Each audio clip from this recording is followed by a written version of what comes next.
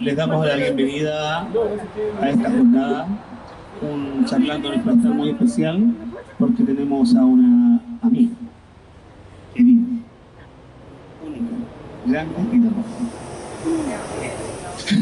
Es la presentación de Habitación de Espejos, el último poemario de Miriam Flores, un libro, como solo ella sabe hacerlo, muy intimista, donde toca temas gigantes desde una óptica pequeña. Tiene muchas gracias, una de ellas es que es muy triste y me encanta. Nada mejor que un libro triste. Siempre la gente viene a preguntar a ver día, ¿tiene un libro alegre? Eso no existe. Y si existe, es malo. Los libros son tristes o no son. Pero no hay tanta tristeza porque también hay un poco de esperanza. Hay poemas que tienen que ver con la vida misma, con los gatos, con los árboles. ¿Era que no?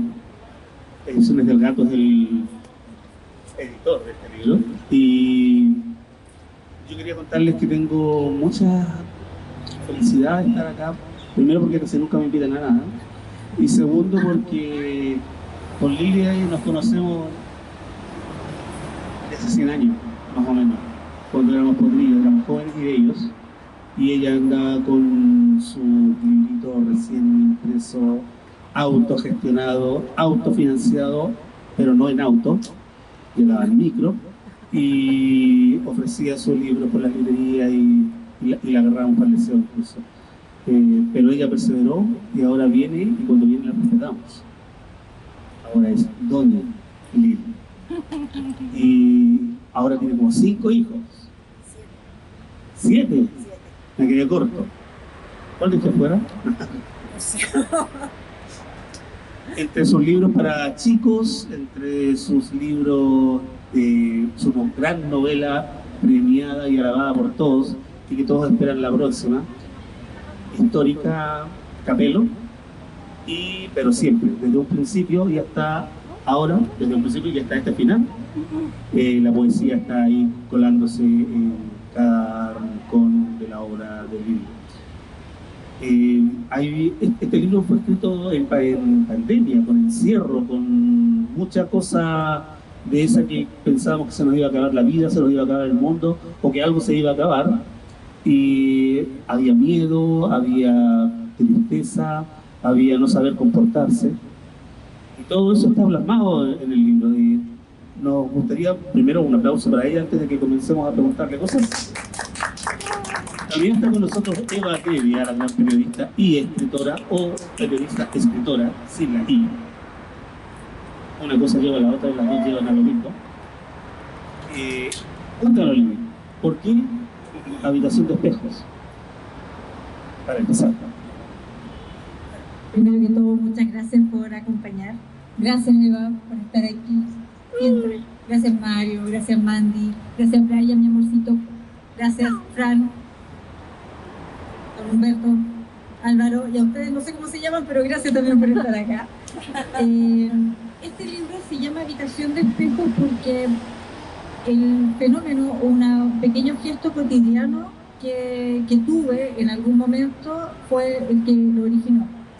Estábamos en pleno periodo, comenzando la pandemia, en un rincón más o menos oscuro, y ante la inminencia del encierro sentí la necesidad de darle un poco de luz a un cuarto, una habitación que casi nada tenía, y puse varios espejos. Estos espejos dieron esta sensación de que la realidad se colaba al interior de la casa, pero de una forma no directa, sino como un reflejo. Y esto comenzó a gatillar recuerdos de infancia, asociar un poco infancia en dictadura, de partida, y alcanzo en una cierta medianía de edad, en completa y absoluta soledad, si no fuera por la perra y por el gato, no había nadie más con quien hablar en ese encierro. Entonces, este cuarto que grafica muy bien esta ilustración que hizo nuestra amiga Daniela Viviani, era la posibilidad de mirarse hacia el interior ya sin ningún tipo de temor, porque ya no había nada, y a lo mejor lo único que nos iba a quedar era mirar hacia adentro. Estaba Nobel, ¿no? Bueno, gracias. En esta tarde, Alma, te escucho, en esta tarde tenemos la posibilidad de saber qué lectura le dio la gran, única e inimitable Eva Delia al libro. ¿Qué lectura le diste, que encontraste, cuál es el tópico o por qué hay que leer Habitación de Espejos? Igual hablo fuerte, así que podría no hablar, pero lo pongo. No, porque así como a la soprano tampoco. Claramente no me da patada. Muchas gracias por acompañarnos hoy día, eso es lo primero. En segundo lugar, quiero contar que Lili ha confiado en mi criterio para acompañarla en este camino de presentaciones, porque tuve incluso la posibilidad de escribir unas palabritas respecto de la reflexión y la cantidad de reflexiones en cascada que me llegaron con esta habitación de espejo. Sobrevivir a la pandemia y sobrevivir a la pandemia en soledad es un ejercicio de introspección que no toda la gente realizó. Y los riesgos de no haber realizado esto es salir sumamente debilitado de la pandemia. Quienes tuvieron la valentía consciente de hacer el proceso de introspección que realizó Lili a través de su ejercicio escritural, siento y tengo la certeza de que salieron fortalecidos, fortalecidas de este proceso. Y el gran problema o conflicto que se nos genera hoy día es que la gran mayoría de la gente no hizo ese proceso. Entonces, como la gran mayoría hizo como que nada pasó y que ahora estamos súper bien. Así como, no, estos 2 años que pasaron fue una ilusión nomás, como mentira. Pero no, porque fue mentira. Y la amnesia acomodaticia a veces nos lleva a bloquear algunos recuerdos traumáticos, y es complejo. La Lili escribió para recordar, pero para recordar en conciencia, desde el proceso de crecimiento, que implica hacer un ejercicio de introspección. Entonces, es muy importante porque fue un hito histórico. Yo tengo la certeza, sin ser experta en literatura desde la historia, estoy cierta, y tal vez Humberto ahí podría complementar un poco esta opinión, que en algunos años más se va a escribir sobre la literatura en pandemia, y ahí va a estar Habitación de Espejos. Tengo la certeza de eso, lo tengo, porque es un ejercicio súper necesario que la mayoría de los escritores no fuimos capaces de hacer, de hecho, porque era tal el horror, el estupor, el surrealismo en el que estábamos insertos por distintos factores. Veníamos desde una serie de golpes, ¿verdad? De golpes súper potentes en distintas aristas. La sonada social en la que tuvimos y que se durmió producto de la pandemia o a raíz de la pandemia, pero se durmió y no sabemos todavía si se va a despertar y cómo se va a despertar, si es que lo hace. Nos lleva a plantearnos un montón de cosas porque hay un cúmulo de situaciones inconclusas. Entonces, dentro de este contexto de inconclusiones, la Lili hizo un excelente cierre hacia adentro. Y es súper valiente mirarse hacia adentro, sobre todo en situaciones límites. Así que eso. Un aplauso para Eva. Bueno, ya que ambos alabamos la valentía de sobrevivir en soledad, ni tan sola, un perro y un gato acompañan bastante, diría yo. Deleítanos con algo de ese proceso para que la gente que no lo ha leído y que después va a tener que comprarlo obligadamente. Fue muy espontáneo. Estamos en la que lea. Lilia Flores. Bueno, primero que todo voy a contar que, como decía Eva, este había sido un ejercicio de mirar hacia el interior que fue más bien espontáneo porque no tenía alternativa. O sea, estabas ahí solo, una de dos: o te vuelves loco con los pensamientos o los expresas, los escribes, y esto es lo que uno hace. Pero sí, el ejercicio de decidir publicar un libro vino después, al tener la sensación o la certeza de que era necesario conservar esta memoria emocional de ese momento. Porque los hechos concretos, las cifras, los números, los vamos a recordar que sí, van a estar en la prensa, en la historia, pero el cómo nos sentíamos, cómo veíamos el mundo, cómo los temores de que no sabíamos cuánto tiempo esto iba a durar, cómo nos iba a encontrar el final del túnel, y si es que nos encontraba, y si es que no nos pillaba el contagio y ahí quedábamos, como le pasó a tantísima gente. Entonces, eso uno tiende a olvidarlo. La memoria quiere ser selectiva y quiere seguir adelante. Yo como que ya pasó, nos olvidamos. Yo sentí que era necesario no olvidarlo, porque por olvidar el pasado nos enfrentamos ahora a montones de problemas, tanto en lo social como en lo íntimo. Entonces lo primero que voy a leer es uno de los primeros poemas, para la redundancia, que son parte de este proceso, que no lo diré, pero sí, fue un poema con una medallita. Se ganó un terrible premio con este poema que voy a leer. Y este poema es de la época cuando todavía las cuarentenas no se decretaban. Era el comienzo de todo. Es horrible. Sí, claro. Es horrible. ¿Es horrible poema? Sí, Pero Es horrible, pero es hermoso. es hermoso porque es horrible. Así es hermoso porque es horrible. Un pequeño contexto, la pandemia a mí me encontró en la casa familiar, donde yo crecí con mi familia, pero yo sola con la perra llegada. En esta casa que no es mía, pero sí eterna, a donde llegué un 3 de marzo, cuando la tierra se opuso, o más bien yo subí en mi vida, crecí a vista de las estrellas, sentada en el borde de una ventana de fierro, con Soda Stereo de fondo y sueños de ser algún día grande, libre y bella. Esta misma casa fue hogar, taller y comercio, con señoras en la reja a los gritos para ajustarse la falda o comprar unas panties. Aquí, un perro buscó refugio cuando las fiestas se habían tomado las calles y un falso Santa Claus tocaba la campana sobre el techo de un pan de molde, como le decíamos a los jugones. En esta residencia, donde fuimos 5, 4, 3, 2 y 1, nacieron gatos canitos, negros y blancos, y creció la uva para que la comieran los pájaros como tributo por sus cantos. A lo lejos suenan las ruedas de los carritos que van a la feria, y no necesito mirar para ver a los vecinos con mascarillas, quizás también con guantes, dando la última vuelta antes del encierro voluntario, porque quienes gobiernan creen que a los barrios de la gente modesta no llegará el horror, o tal vez no les importa, porque somos muchos, y da lo mismo si unos cuantos no despiertan.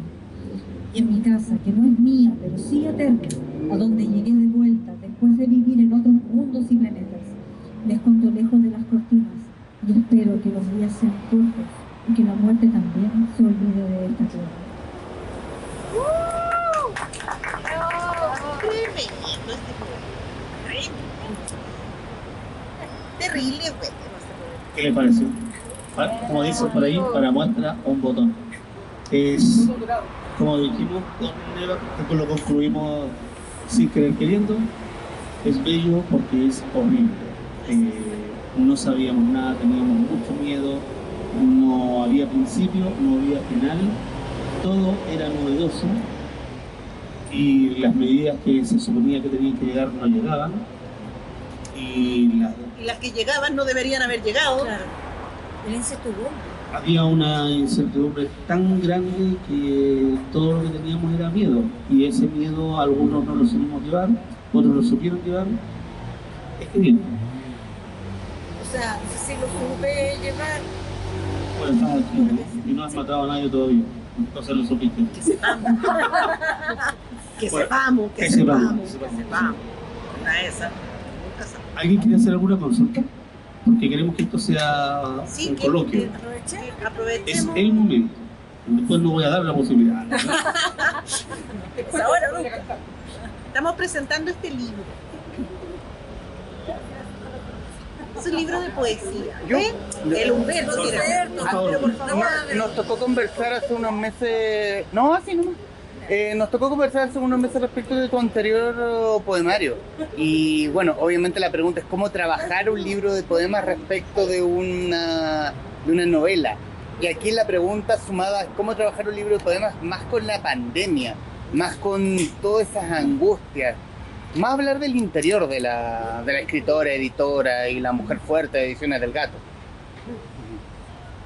Cómo trabajar un libro de poesía, sobre todo en este contexto.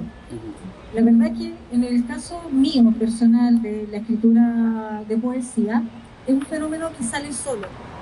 No hay una idea preconcebida, yo no me siento y digo voy a escribir sobre tal tema, esto aflora. Yo le llamo el alien porque es como un malestar, una sensación que está acá y tiene que brotar de alguna forma y la mente consciente solamente observa el fenómeno, pone alguna palabra, bueno, en alguna parte, saca un atasco, pone un facilitador, pero observa, a diferencia de narrativa, novela, cuento, en que ya está la idea totalmente clara y después es solamente guiar, o sea, seguir dándole y es mucho más consciente. En este caso, en el caso de la pandemia, yo tenía otros planes. Cuando ese año yo iba a escribir la segunda parte de Capelo, otra novela, que está hace rato ahí esperando, pero está avanzando. Sigue ahí, Cami Sur. Vamos que se y no salía nada. Cuando empezó los encierros, la cuarentena, bueno, aproveché aquí la concentración, me dediqué a escribir y no salía ni una palabra, nada. Yo trataba de concentrarme, tenía todo, la escalera lista, todo, estaba todo listo, hacía mucho rato y no salía nada. Y en cambio empezó a salir esto, solito. De hecho, en horarios muy atípicos, yo empecé a escribir, no sé, tipo 7, 8 de la mañana. Era lo manoteando de los despojos de un sueño, como dice uno de los poemas, esa sensación permanente de estar como viviendo entre los muy oscuros, entre el sueño y la vigilia, se traducía y, bueno, lo escribía. Y ya el proceso de decidir, ok, esto va a formar parte de un libro, estuvo dado en parte por la extensión, esto fue como una especie de oleada. Había días que yo escribía 1 o 2 poemas todos los días, y claro, después hubo que seleccionar lo que sí quedaba, porque habían algunas cosas que se parecieron unas con otras, pero en general fue bastante largo, a diferencia del libro de poesía anterior, que era bien cortito, breve. Este no, era mucho más largo. Y ya hacia el final del proceso vine a darme cuenta que esto tenía una cierta forma y que esto ya podía ser un libro y no era un montón de poemas sueltos, sino que había, aunque no hayan líneas temáticas, sí había una cierta estructura y un arco que se narraba, porque al final igual es como una historia pero que está contada en verso. ¿Respondió eso a su pregunta, Juan? ¿Quedó satisfecho con la Sí. Otra persona, por favor. Necesitamos más preguntas, comentarios. ¿Cómo lo vivieron ustedes el encierro de la pandemia? Ay, hermano, ¿querís meterte ahí? ¿Cómo llegamos allá? Para abajo.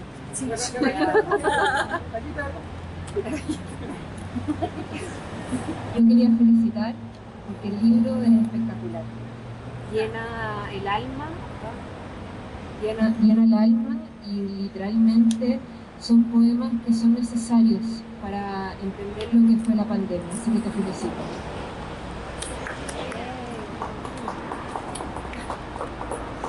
Vamos a hacer esto cada vez. Mis rodillas van a sufrir mucho. Igual.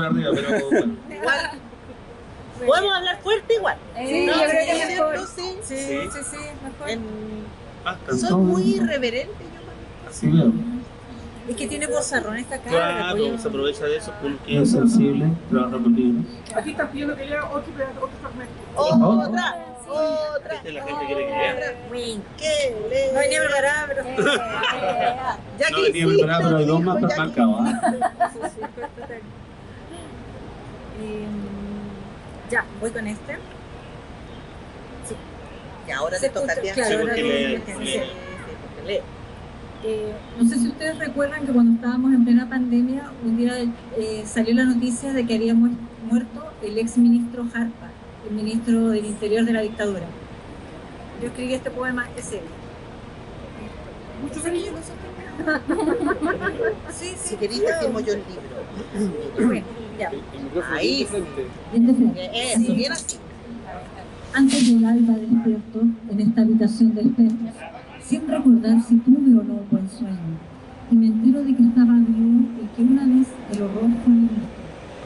Veo las portadas de revistas que mi tío compraba solo para darnos los libros, y también mis terrores nocturnos, con camiones militares formados en 2 líneas, uno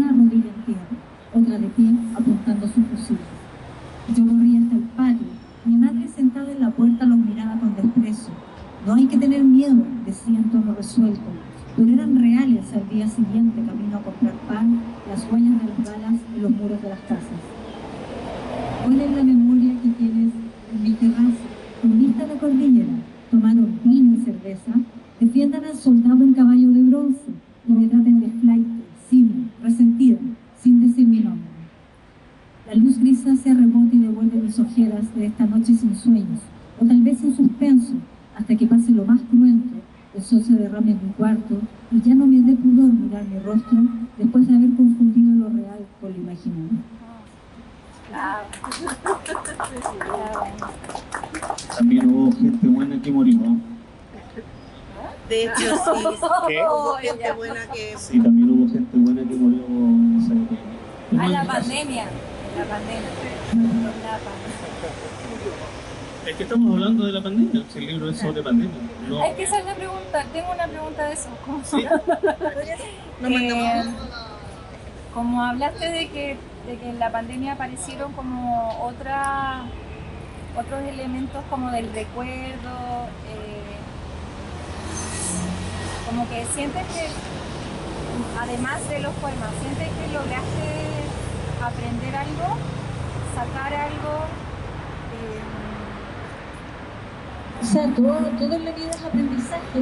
Yo sentía que en pandemia este desafío de sobrevivir con la mayor cordura posible, un periodo tan largo de aislamiento que no sabíamos cuándo iba a ser. Al principio hablábamos de un mes, 2 meses. O sea, yo estaba en Puente Alto donde la cuarentena fue súper larga, 5 meses encerrados, o sea, estábamos todos medio locos ya. Y claro que hay un aprendizaje, porque justamente este proceso de obligadamente mirarte hacia el interior sin tapujos, sin estas voces de otras personas que te están repitiendo como supuestamente eres, sino que verte en realidad como eres, con lo bueno, lo malo, lo feo, aquello de lo que te ocultas y ya no te puedes ocultar porque te está gritando desde el espejo en el fondo. Es el aprendizaje también de la aceptación, de ese dejar de pelear contra lo que no me gusta de mí y que no puedo cambiar. Ok, esto ya es así, es una realidad. Y es posible que después de esto uno salga y no tenga muchas más posibilidades en la vida. Yo no sabía, o sea, sentía que estaba en un momento de la vida en que estaba lista para salir a comerme el mundo y no, señora, usted se encierra. Y no sabía cuánto tiempo iba a estar encerrada. Entonces, es el aprendizaje de el vivir realmente la hora, el aceptarse como uno es, lo que uno tiene, en vez de estar sufriendo por lo que no lograste, lo que querías, pero no fue ya como filo, porque no sabemos realmente cuánto tiempo nos queda. Entonces sí, el aprendizaje fue bastante duro, fue fuerte, pero bueno, aquí estamos, se logró. Ya, yo tengo una pregunta relacionada con lo mismo. ¿Cómo sientes que fue tu proceso creativo cuando durante la pandemia veías los mismos 4 muros todo el rato y solo tenías como la ventana de la radio, la ventana del teléfono, la ventana del televisor para conectarte con el mundo? ¿Qué buscaste hacer también para aislarte de eso? Porque se repetía, era lo mismo. Claro. El libro se llama Habitación de Espejos porque, dado esta situación de pandemia y de encierro, de oscuridad, en una casa sola, con una perra y un gato, consideré o vi la posibilidad de poner muchos espejos en una habitación que no tenía ventanas para generar un poco la mayor luz, para que este encierro no fuera tan oscuro, tan penumbroso. Y esto gatilló creativamente el mirarte hacia el interior, pero de forma como un poco fragmentada, por así decirlo. Y la realidad exterior llegaba de rebote. Y el fenómeno creativo que se dio era el que, en vez de que las noticias me llegaran directamente de la radio, de las redes sociales, era como que pasaba a través de un filtro, de este reflejo, que necesariamente todo tenía que procesarlo en mi interior antes de aceptarlo. Y esto gatilló esta necesidad de ir escribiendo y de ir recordando que en realidad era todo un proceso solo. Se mezclaba el presente, por ejemplo, cuando había represión por parte de las fuerzas de orden, o sea, los pacos. Cuando había represión y la gente encerrada y las lacrimógenas, Y esto hacía recordar una infancia vivida en dictadura, cuando hubo también la misma represión, cuando la gente salió a las calles porque no había para comer. Y acá también la gente tuvo que salir a la calle porque no había para comer. Entonces, esta reflexión respecto de lo que fue el pasado, lo que era el presente, cómo se repite, cómo lo veía yo ahora, cómo lo veía la niña de 7, 8 años que era en su momento y era una mujer de 40 y tantos, y cómo tomamos la realidad.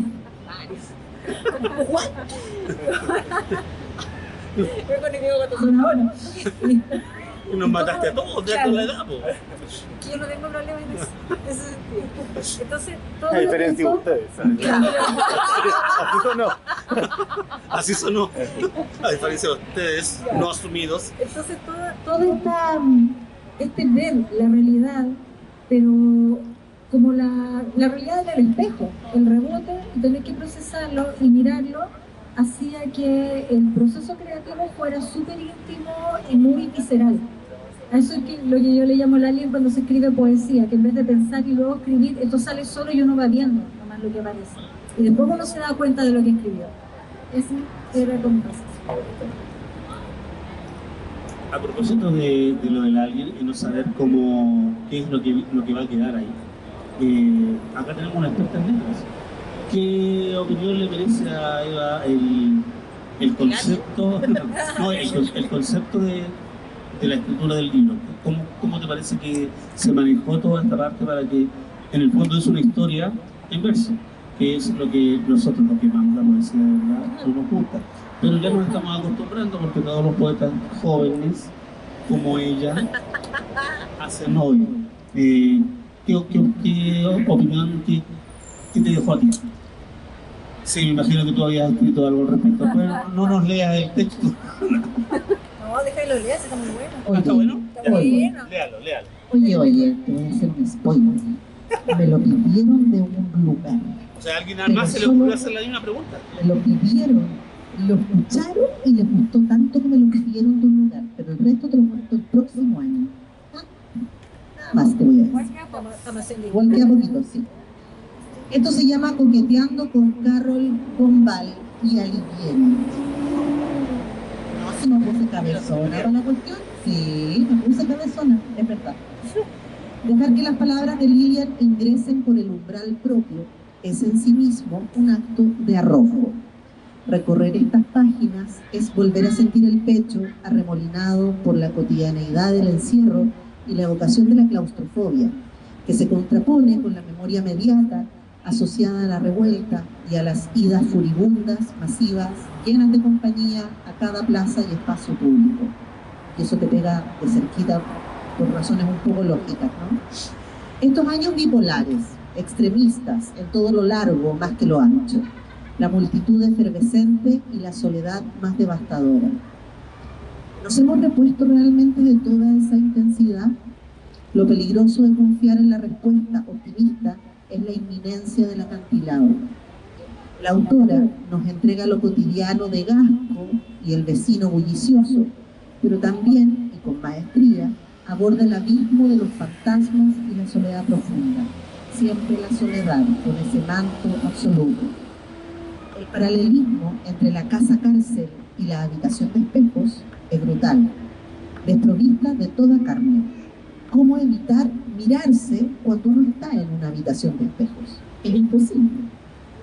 Desde allí, la escribiente toma el salvavidas de la palabra para, junto al Virgilio pandémico que mutó por las necesidades lógicas de la Lili en un perro y un gato, más en la perra que en un gato, para que estamos con cosas, atravesar este periodo que coincide además con la llegada del otoño. Y así llegamos a la figura del árbol, ese que abre y cierra el libro, que viste la trama y que da cobijo a todo el espectro interno de la autora, su cuarto propio, su útero, su memoria. Todo queda cubierto gracias al follaje de ese árbol, igual que en el cuento de nuestra María Luisa Bombal. En el árbol cabe toda la memoria, siempre la memoria, la que brota como afluente vivo cada vez que se nos cruza un espejo. ¿De qué estamos hechos sino de lo vivido? El árbol es un homenaje al simbolismo absoluto y femenino, tanto a la útera como al refugio. El libro de Lilian destila feminismo. todas íbamos a ser reinas y todas hemos sido al menos una vez el poema 52 de la Lilia, que lo voy a dejar ahí nomás, el poema 52 después lo leen y ya, está en la página 46. Existe un goteo permanente, una transversalidad en la imagen de lo líquido. Hay lluvia, hay sangre, hay lágrimas, hay saliva. Para quienes creen en los guiños un poco esotéricos, podrían encontrar algo de coincidencia al primer lanzamiento del libro de la Lili, que justo ese día estaba lloviendo, fíjese, justo ese día. La sangre del árbol, en muchos sentidos, no es sino una expresión más de lo que la autora quiere expresar. Este libro tiene tensión, pero también está cargado de harta ironía y tiene harta reflexión crítica, como la Lili, ¿no? La intimidad desnuda se ha vuelto fantasma reconociendo otro árbol, el genealógico. Entendemos que el reloj se volvió loco y que no existe otra forma para mantener la lucidez, como si fuéramos Alicia persiguiendo al conejo. De ahí el guiño a Carroll, ¿verdad? Que devolvernos a la infancia para poder enrostrar los espejos. Entendemos entonces que hemos sido en este transitar un personalísimo Dante, cruzando los infiernos, cargando todos nuestros fantasmas, miedos, pendientes y nuestras añoranzas. El texto está lleno de esa misma añoranza social, truncada, la injusticia que se nos quedó enquistada en el gaznate y que punza fuerte, producto del hambre, esa hambre voraz. Se nos atraviesa el hambre parchada con sopaipillas, la carne del pueblo, como dice la autora. Existe fobia, frustración y un camino inconcluso, porque no depende de la autora habilitar la conclusión del trayecto. Cabe mencionar que existen guiños musicales, que también en la Lili no se puede prescindir de música, ¿verdad? Pensando en la necesidad intermitente y sin embargo constante de salvarnos a través del arte. ¿Qué hubiera sido de todas, todos y todes nosotros sin tamaño salvavidas? Lili nos empuja y nos interpela, con su ejemplo nos evoca el tránsito inevitable por el propio infierno dentro de nuestras habitaciones de espejos, sin otra alternativa que repasar las cuentas pendientes con miras a mantener la cordura y lidiando siempre con ese margen sutil que nos entrega el desborde. ¿Cómo lidiaremos con las cicatrices tras la sobrevivencia en la habitación de espejos?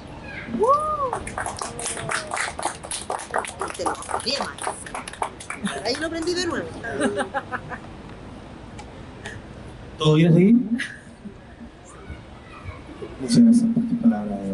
Realmente sabía que por algo te había contratado. De verdad que eso es un poco lo que uno queda con la sensación de que estaba contando tu historia. Uno la puede extrapolar y convertirla en nuestra historia. Y, ¿por qué no? Ya que queríamos ser comunidad y lo logramos, la historia de todos, como dices tú. ¿Cuántas? No. Ya se nos Lo dijiste y está grabado. Te tenemos grabado diciéndolo. Esto es hermoso. Pero también es el trozo de lo que no se cuenta. Y a eso es a lo que uno debe apelar cuando lee Habitación de Espejos. Aquí estamos leyendo la historia de uno, que está contada por otra. Y ya que ahí ocupamos la E, que tenía su qué, en este libro se demuestra fehacientemente que la historia personal de Lili en el encierro es básicamente la historia de todos los que alguna vez estuvimos encerrados. Gracias. Si no hay más preguntas, vamos a hacer que Lili nos lea uno más. ¿Sí? Sí, pues. Pero si están re buenas estas historias, así no tienes que leerlo. Pero así como cerremos con lo alto, digamos. Así, sí, claro. Por favor. Sí, para no ir a tirarnos ahora directo al río, porque si no... Bueno, yo me refería a que el libro era triste porque a mí no me gusta la soledad. Y yo me moriría. Yo me hubiera muerto 10 veces si hubiera tenido que estar en la pantalla solo, pero hay gente que le gusta la soledad. Y hay gente que hace muchas locuras en pandemia también. Queda embarazada, por ejemplo. Oh, ¿Se le ocurre? no lo menciones. Traer gente al mundo. Estoy haciendo tiempo, estoy rellenando como en la tele. Sí, no, alargue. Pero ya lo mostró, ya lo mostró. Bueno, yo tengo una historia personal muy cercana con cierto deporte popular que está en estos momentos de fiesta. No sé si recuerdan lo que se comentaba en redes sociales, cuando estábamos encerrados en pandemia no había campeonato nacional, no había nada, y algunos ponían en redes, se podía vivir sin fútbol, así bien altaneramente. Bueno, yo escribí, se acaban las hojas de esta libreta y comienzo a escribir en los flancos de otras memorias. Tal vez se confundan, todo es nuboso, aunque ya no oscuro en este puerto. Quiero saludar a un amigo por el día de su insignia. En los espejos rebotan los tiros de esos encuentros que veía con mi padre, ahí donde ahora descansa el gato. Cuando joven, él fue futbolista en las inferiores del equipo que no nombro. Torito le decían los fans de Britannia, club amateur donde militó varios años. En su cancha enamoré a mi madre, con short, buenas piernas y buen poto. De niña me sentaba a su lado frente a la TV abierta que transmitía sin costo el juego para todos. ¿Qué es un offside? ¿Qué es un corner? Con el tiempo fue ritual intercambiar datos, aunque él siempre supo más. Si yo veía un enredo, decía fue falla del arquero, y solo en el replay entendía que era cierta. Gritaba por los dos porque él miraba en silencio sin marcar preferencia. Soy hincha del buen fútbol. Siempre dice muy serio, pero sus ojos pardos brillan cuando es azul la anotación. O eso quiero creer yo. Se podía vivir sin fútbol, cuelgan de las redes algunas mentes superiores que solo leen y hacen pan en su encierro acomodado. Y yo pienso en mi padre y en tantos otros que pasan las tardes mirando en canales pagados, partidos de punteros o colistas que pelean el descenso. Se terminan los bordes en blanco, aún no saludo y busco una foto, un souvenir de ese tiempo en que Torito jugaba de 10. Guardo lindos recuerdos de mi paso por esa gran institución, declara el crack del Britannia a la prensa. Confirma que encontré el emblema y que los mismos colores de Boca Juniors tenían su camiseta. Bravo. Ese era más alegre, por supuesto. Y Por cierto. por cierto, le queremos dar las gracias a todos por haber venido. Le queremos dar las gracias a Eva por acompañarnos esta tarde, dejando su rechoncha al cuidado de quien corresponde, un padre. Así es, un padre, porque los padres hacemos lo mismo que las madres, y los otros se llaman de otra forma. Esa, son progenitores nomás. Las dos Pues se la pongo. Y también le damos por supuesto las gracias a Lili por haber querido venir acá a estar con nosotros. Siempre. Always. Desde que es famosa que no la veíamos. ¡Ah, ves! Esta es su casa y ya sabe que cuando quiera, si podemos, lo hacemos. Ya pongamos fecha para el máximo actividad. Yo te pregunté sí, lo vamos a ver adentro, sí, porque tengo que ver la agenda. La agenda tiene el cuarto de mi vida. Gracias a todos ustedes por estar allí, por habernos acompañado, por haber participado con sus preguntas y nos estaremos viendo pronto. Muchas gracias. Si quieren conseguir el libro de Lili, lo va a estar filmando.